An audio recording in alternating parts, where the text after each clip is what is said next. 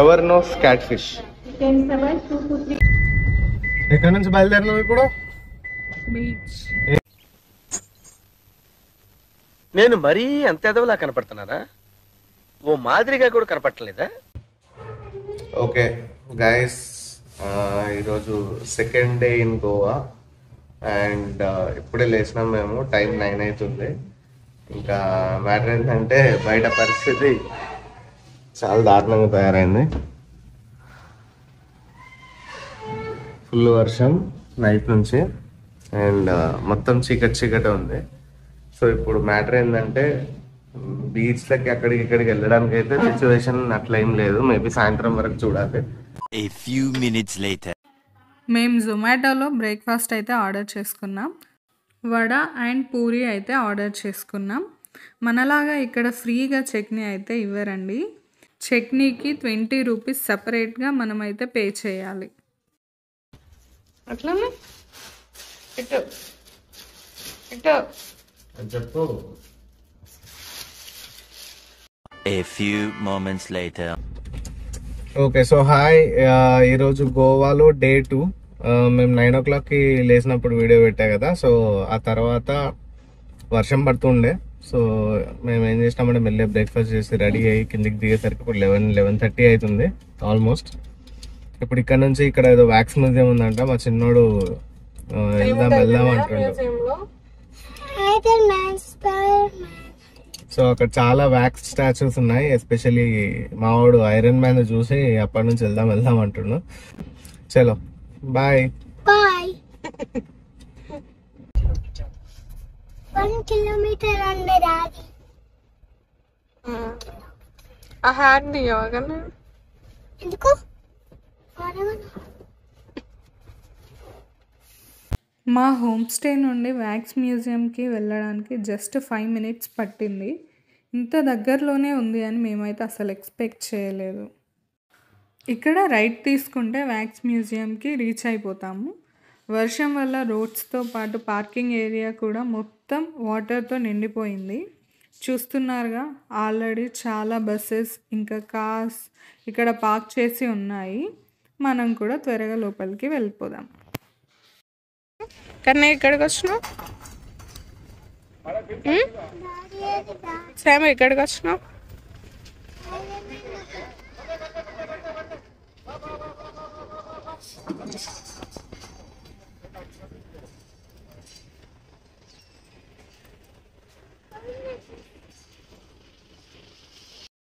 లోపలికి ఎంటర్ అవ్వగానే Argentina football star Lionel Messi statue అయితే ఉంది. చూడ్డానికి మాత్రం చాలా రియలిస్టిక్గా ఉంది. మా వాడికి మెస్సీ ఎవరో తెలియదు. సో అందుకే ఫోటో అయితే దిగడానికి కాస్త ఆలోచిస్తున్నాడు. లాస్ట్గా అయితే ఫోటో దిగేశాడు.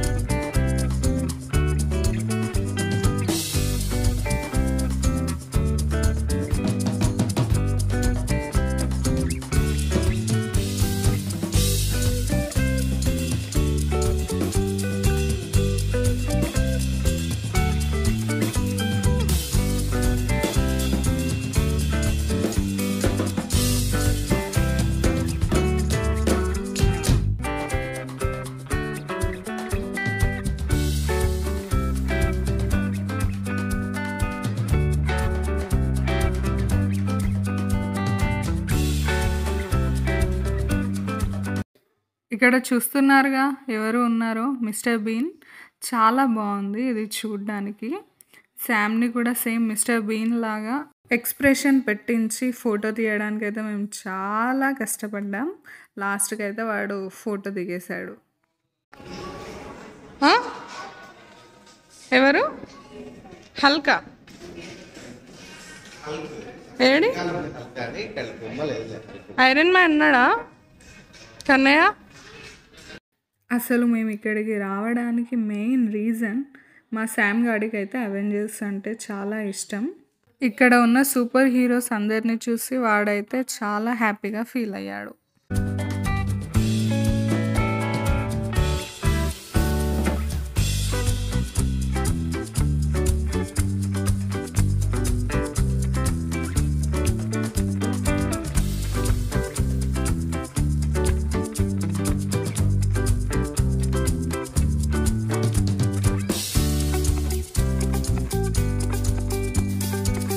ఆల్మోస్ట్ అన్ని స్టాచ్యూస్ అయితే రియలిస్టిక్గానే ఉన్నాయి. But Narendra Modi and captain America statues మాత్రం అంత గొప్పగా అయితే అనిపించలేదు మాకు. And the best wax statue వచ్చేసి Ranbir Kapoor and iron man and Vijay. ఇవైతే చాలా బాగున్నాయి. విజయ్ అయితే అసలు రియల్గా అక్కడే ఉన్నాడా అన్నట్టుగానే ఉంది. 12 seconds later. Wax museum exit అవ్వగానే ఫిష్ అక్వేరియం అయితే ఇక్కడ ఉంది. ఇక్కడ మనకి బయట అంత ఈజీగా చూడడానికి వీలు కానీ వెరైటీస్ ఆఫ్ ఫిషెస్ ఇంకా అదర్ సీ యానిమల్స్ అయితే ఇక్కడ మనం చూడొచ్చు. ఎంట్రన్స్లోనే ఒక పెద్ద పాండ్లో జపానీస్ కోయి ఫిషెస్ అయితే ఉన్నాయి.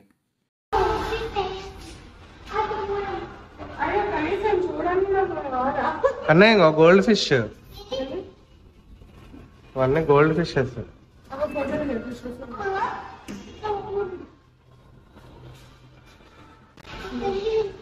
Zebra type. ఇంత పెద్ద ఉంది ఎవరో అవి, గంత పెద్దగా ఎక్కడన్నాయరా?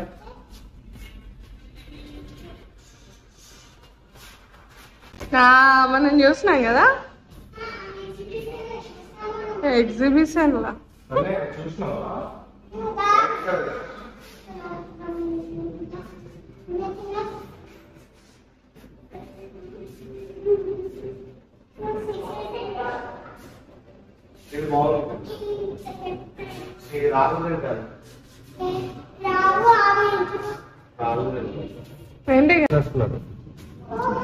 అవుట్ లైన్ ఇట్లా మార్కర్ తీసుకొని క్యామ్లిన్ మార్కర్స్ తో వేసినారు. అమ్మా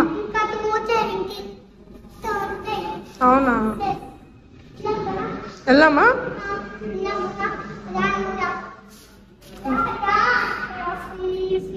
డాడీ రాడు కావచ్చు కదా. ఇది బాగుంది కదనే.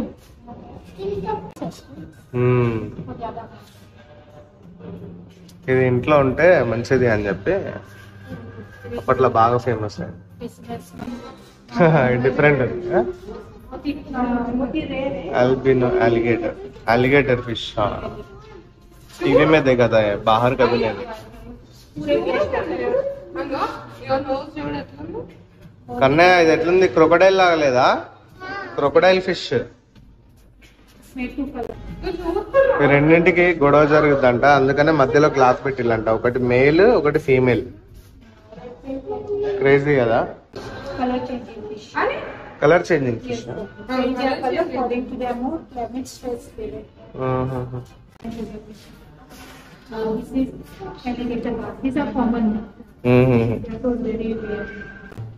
Different colours of lobsters. Pink lobster, blue lobster. Looks like brown one.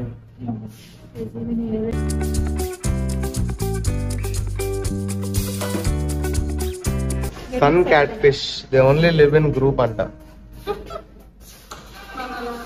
మనలాగా. పఫర్ ఫిష్ ఎవరైనా అటాక్ చేస్తే ఇట్లా మొత్తం బెలూన్ లాగా అయిపోతుంది. అదే టైంలో టాక్సిన్ రిలీజ్ చేస్తాయంట. ఒక్కసారి టాక్సిన్ తోటి రిలీజ్ అయ్యే టాక్సిన్ తోటి 30 హ్యూమన్ బీయింగ్స్ చనిపోవచ్చు అంట, అంత పాయిజనస్ అంట.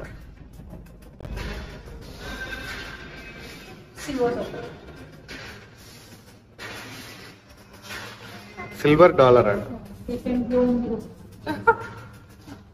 We have two other fishes, no? This is not silver dollar. Okay.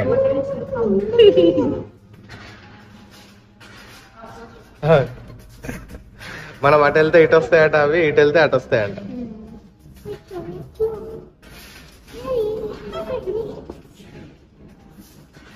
బాగున్నాయి అన్నయ్య, బాగున్నాయా సిల్వర్ డాలర్?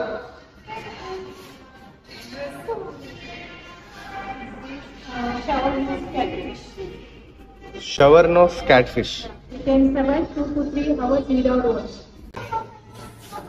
దీని బేబీస్ ఇవ్వంట.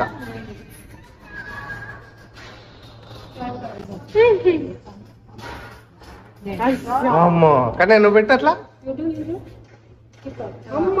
అమ్మో,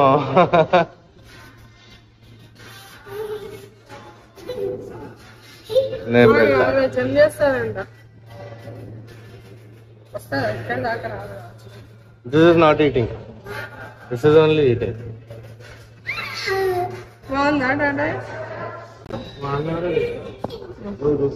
నువ్వు పెట్టు.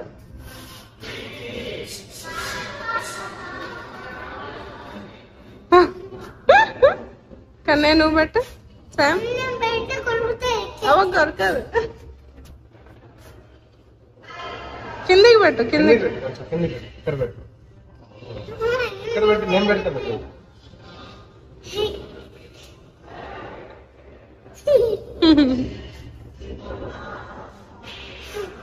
tortoise.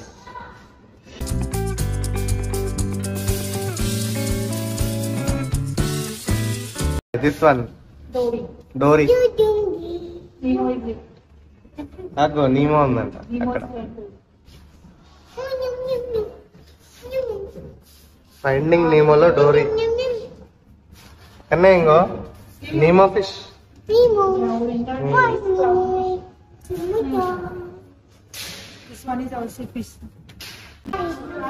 కన్నా ఇంకో ఫాక్స్ ఫిష్ అంట.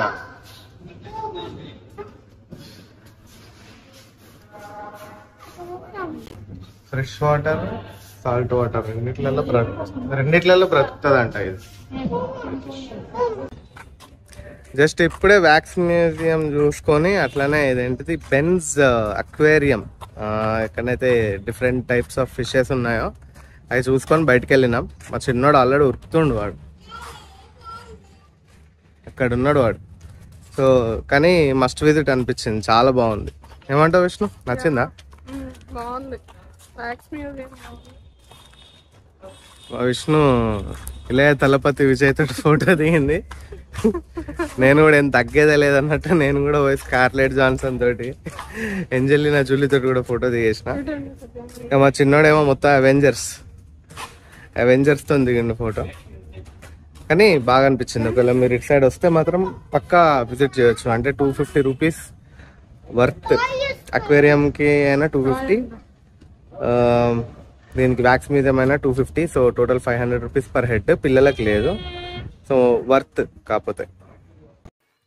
సో మేము ఇప్పుడైతే గోవా ఫేమస్ రెస్టారెంట్ అయిన ఫ్యాట్ ఫిష్కి గోవా థాలి తినడానికి అయితే వెళ్తున్నాం. సో చూడాలి కనీసం ఎక్కడైనా మాకు ఫిష్ థాలి దొరుకుతుందా లేదా.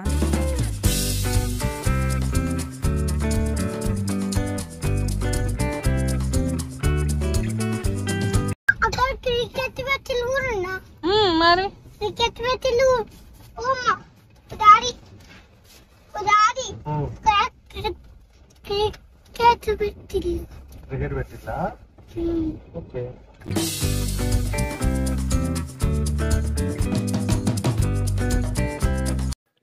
మేమైతే Goan fish thali and king fish tandoori and chicken biryani అయితే ఆర్డర్ చేసాం.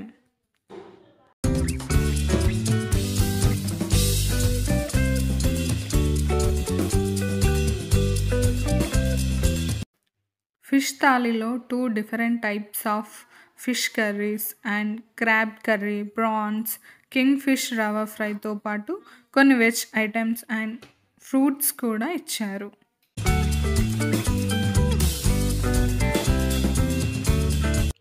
టేస్ట్ వచ్చేసి నెంబర్ 1 ఉంది. మీరు కూడా గోవాకి వస్తే పక్కా ఈ రెస్టారెంట్లో థాలీ ఇంకా కింగ్ ఫిష్ ట్రై చేయడం మాత్రం అస్సలు మర్చిపోకండి.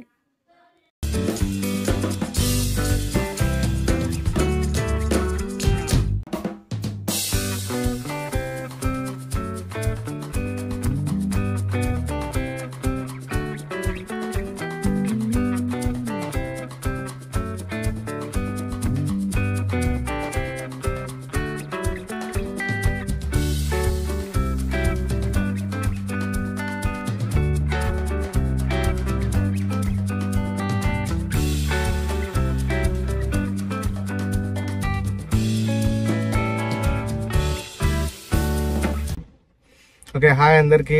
ఇప్పుడే ఫ్యాట్ ఫిష్ రెస్టారెంట్ నుంచి బయటకు వచ్చినాం. ఓకే, ఫుడ్ అయితే చాలా బాగుండే. నేను గోవన్ స్టైల్ థాలీ తిన్నా. విష్ణు ఏమో as usual chicken biryani with king fish. So king fish, ఒక పెద్ద కింగ్ ఫిష్ ఆర్డర్ చేసుకున్నాం. దాన్ని తందూరి చేసుకొని మంచిగా మన హైదరాబాద్ స్టైల్లో మసాలాస్ కూడా బాగా పట్టించి తీసుకొని వచ్చారు. చాలా బాగుంది.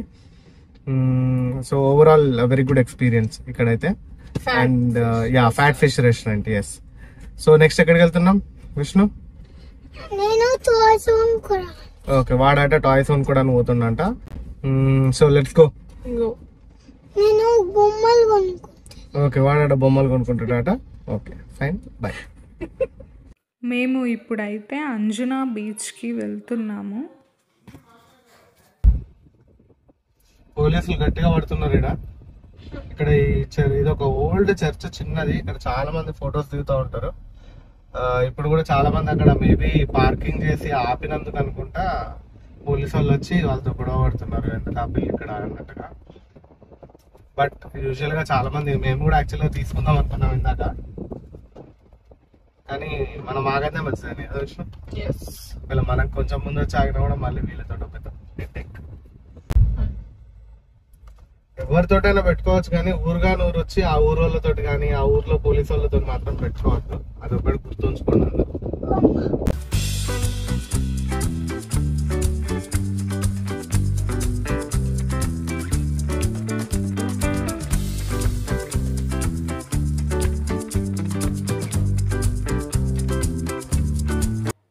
బీచ్ ఎంట్రన్స్ అయితే అస్సలు బాగలేదు, బట్ అయినా సరే బీచ్కి అయితే వెళ్తున్నాం.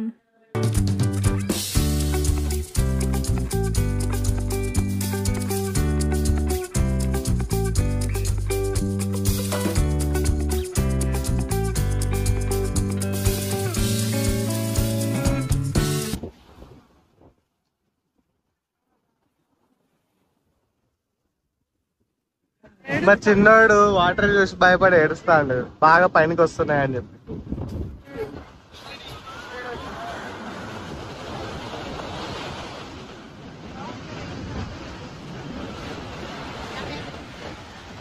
టు బి ఫ్రాంక్, నిజంగానే కొంచెం భయంకరంగానే అనిపిస్తుంది.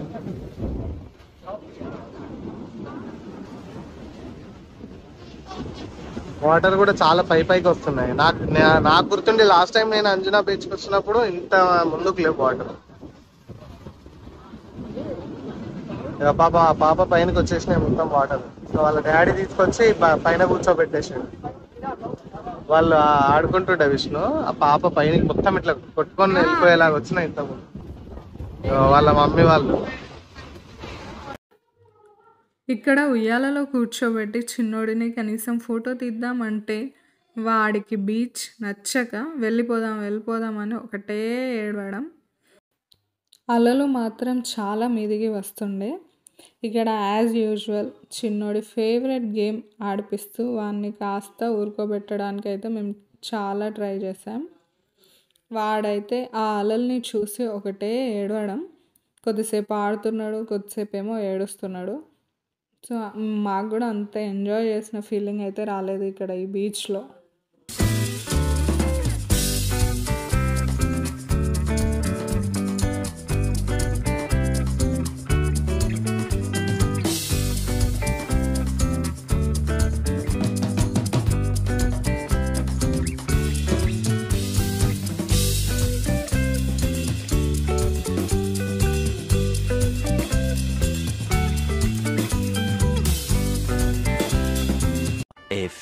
moments later. ఎక్కడి నుంచి బయలుదేరినావు ఇప్పుడు? బీచ్. నేను మరీ అంత ఎదవలా కనపడుతున్నారా? ఓ మాదిరిగా కూడా కనపడలేదా? Beach, Anjana beach. Anjana beach నుంచి వెళ్ళి బ్యాక్ టు అర్పోరా ఇప్పుడు.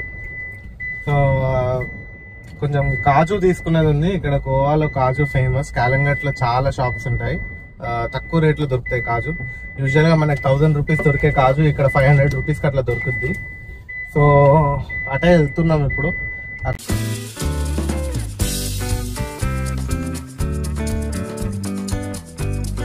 క్యాలెన్గట్ బీచ్ లేన్ మొత్తం మోస్ట్లీ కాజు లేదా లిక్కర్ షాప్స్ అయితే ఉంటాయి. సో ఇక్కడైతే మేము చిన్నగా షాపింగ్ అయితే చేసేసాం. సో ఇదండి గోవాలో మా డే 2 వ్లాగ్. మీకు నచ్చినట్లయితే లైక్ చేయండి, షేర్ చేయండి, సబ్స్క్రైబ్ చేసుకోవడం అయితే మర్చిపోకండి. డే 3 వ్లాగ్ కోసం వెయిట్ చేయండి. And thank you so much for watching.